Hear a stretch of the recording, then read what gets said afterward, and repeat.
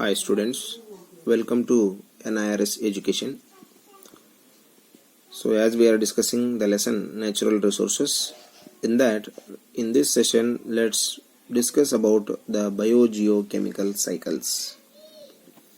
So as we already know that both living and non-living components of the earth or the biosphere constantly they will interact with each other to form a stable system.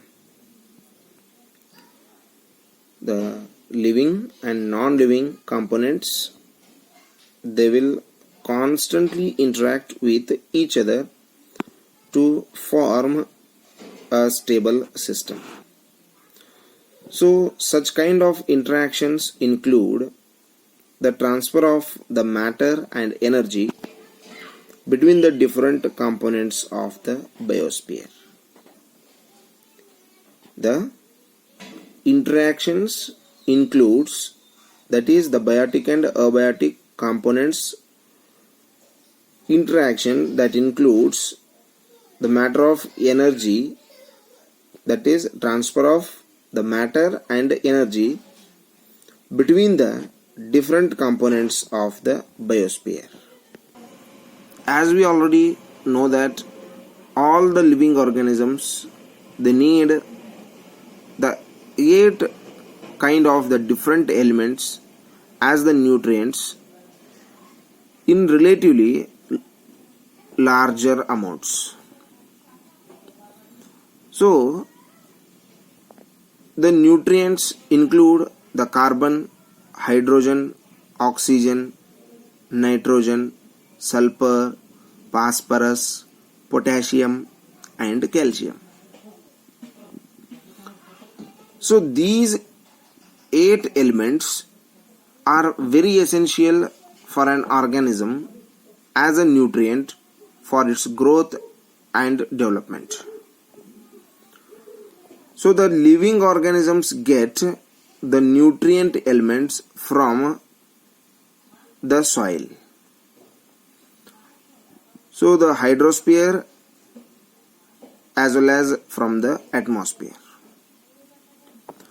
So the nutrient elements derived from the earth by the living organisms for their growth and metabolism. And these are called the biogeochemicals. The nutrient elements which are derived from the earth by the living organisms for their growth and development or the metabolism. So those are called, those chemicals, those compounds, those elements are considered as the biogeochemical cycle or the biogeochemicals. Okay, so the elements, listen carefully one more time. The chemicals are the nutrient elements which are derived from the earth by the living organisms for their growth and metabolism. These chemicals are called biogeochemicals. So the biogeochemicals, these biogeochemicals are continuously recycled or they are rotating in the atmosphere in the cyclic manner. These biogeochemicals are continuously, they are rotating, they are moving, they are present in the cyclic manner. So the movement of the nutrient elements through the living and non-living components of biosphere is called the biogeochemical cycle of the matter. Is it? The movement of the nutrient elements through the living and non-living components. So these what the nutrients we are discussing, like the carbon, hydrogen, oxygen, nitrogen, sulfur, phosphorus, potassium and calcium and other nutrients also, the movement of these nutrients through the living and non-living components, that is called the biogeochemical cycle. This term that biogeochemical cycle indicates the chemical circulation through the life and through the earth. Bio means life, geo means earth.